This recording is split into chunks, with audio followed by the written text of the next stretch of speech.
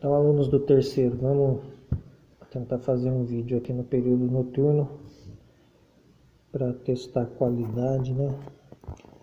Então, eu estava falando no vídeo anterior de conjuntos numéricos e eu considero esse tema uma coisa importante antes de falar dos números complexos, relembrar rapidamente, né? Então, eu falei, vamos passar aqui rapidamente, dos números naturais, que é 0, 1, 2, 3, e assim vai até o infinito. E esses números você consegue fazer soma e algumas subtrações com eles, né? Algumas outras subtrações que dão resultados negativos, não dá para usar só os números naturais, porque eles não têm números negativos. Então, você precisa definir um outro conjunto, que é o conjunto dos números inteiros, que vai vir de menos infinito e vai pegar os números negativos e positivos, né? Esse é o conjunto dos números inteiros. Certo? E aí, mesmo assim, né, tem algumas operações que não dá para encontrar o resultado aqui. Por exemplo, a divisão, quando você faz divisão e dá número com vírgula, como aqui não tem nenhum número com vírgula, então preciso de um outro conjunto chamado de conjunto dos números racionais, que é a razão, né, entre um número e outro número, que a gente chama de P e Q, pode chamar de x e y se quiser, onde esse P é um número inteiro e o Q também é um número inteiro, né? Então, por exemplo, se eu tenho 3 dividido por 2, o de cima, que é o P, e o de baixo, que é o Q, o 3 é um inteiro e o 2 é um inteiro, né? E o resultado disso é um número com vírgula.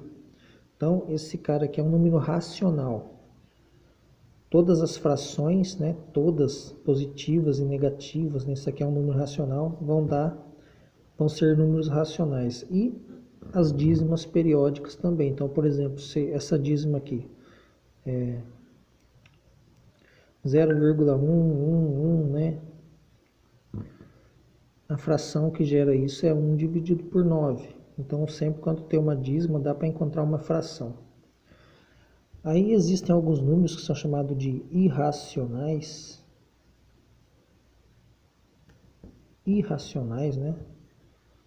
Eles não podem ser representados por fração. Não tem nenhuma fração que você consiga fazer para dar o resultado deles. Então, por exemplo, o π, né? Peguei aqui na internet agora, maior, 3,141592 65, 35, e o π vai embora, ele é infinito, né? O π tem um monte de números aqui.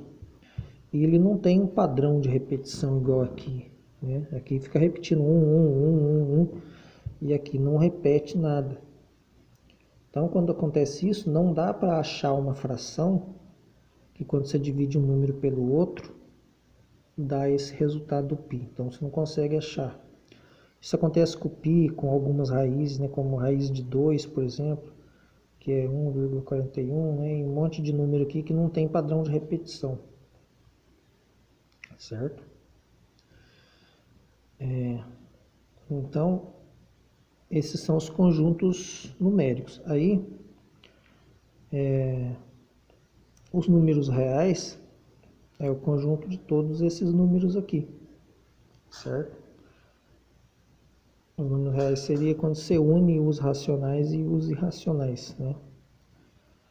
Eles englobam todos esses números aqui, certo? Números reais. Tranquilo. E os números complexos, da onde que vem isso? Bom,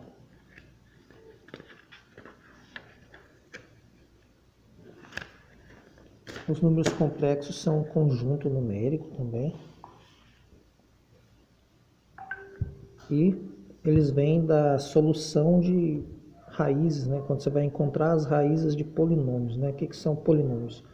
Polinômios são funções de x, né? Do tipo assim, ax mais b. É um polinômio de primeiro grau porque aqui o expoente do x é 1. Polinômio de segundo grau. Ax² mais bx mais c.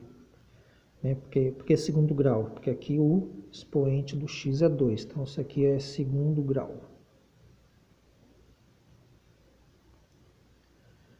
Primeiro grau. Correto? Isso daqui é a reta, né? Y igual a x mais b é função de reta, função de primeiro grau, né? Também chamada de polinômio. Isso aqui é a função de quadrática, de Bhaskara, que você usa lá, função de parábola, né? Polinômio de segundo grau. E assim vai, a lógica dos polinômios é assim. Então, um polinômio de terceiro grau, a fórmula geral seria assim: ax² mais bx² mais cx mais d, né? Aí você vai usando as letras do alfabeto, A, B, C, D, e sempre vai aparecendo um x elevado a um expoente, depois o expoente o anterior menos 1, o anterior menos 1, né? Então, o polinômio de quarto grau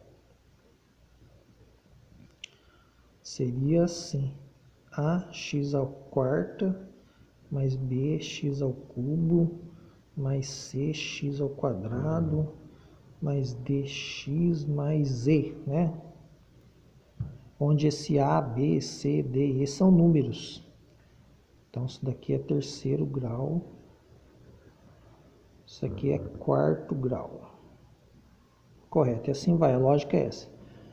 Existe um teorema que fala que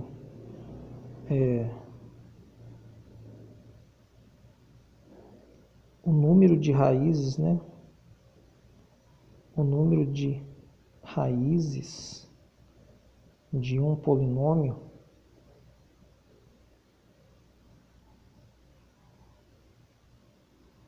vai ser igual ao grau do polinômio, né? Então, esse polinômio tem uma raiz. O que é a raiz? É o valor do x que faz isso daqui dar zero. Então, esse polinômio aqui tem duas raízes. Esse polinômio vai ter 3 raízes, esse aqui vai ter 4 raízes. No próximo vídeo eu explico melhor o conceito de raiz e vamos relembrar como é que calcula a raiz do polinômio de primeiro grau, segundo grau. E aí eu vou introduzir os números complexos como a raiz, algumas raízes, né, que aparecem de alguns polinômios, tá bom?